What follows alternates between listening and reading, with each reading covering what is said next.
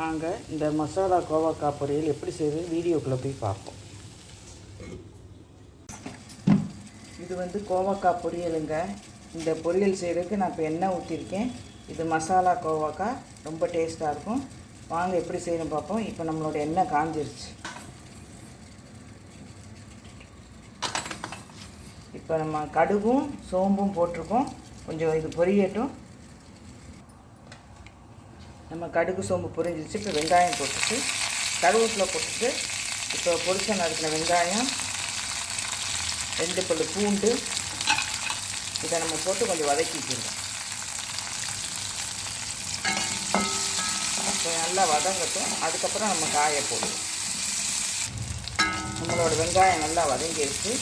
இப்போ நம்ம நீல வாக்கில் நறுக்கி வச்சுருக்க கோவக்காயை போட்டுக்கிறோம்.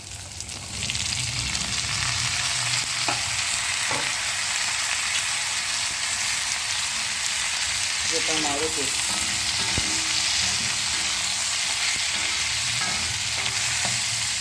இப்போ இந்த காய்க்கு தேவையான உப்பு போட்டுக்கிறோம். அதுக்கப்புறம் நம்ம ஆல் பர்பஸ் மசாலா போட்டுக்கிறோம்.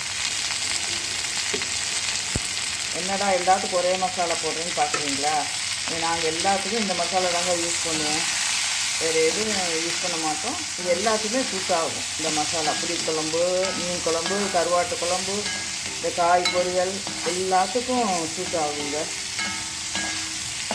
அதனால் இந்த ஒரு மசாலா தாங்க, வேறு எக்ஸ்ட்ரா எதுவும் போட மாட்டோம். இதுக்கு தேவையானாலும் வேகிறதுக்கு காய் வேகிறதுக்கு கொஞ்சம் தண்ணி ஊற்றிட்டு இப்போ நம்ம இதை மூடி வச்சு வேக விடும். மூடி வச்சு சிம்மில் வச்சு வேக விடும்.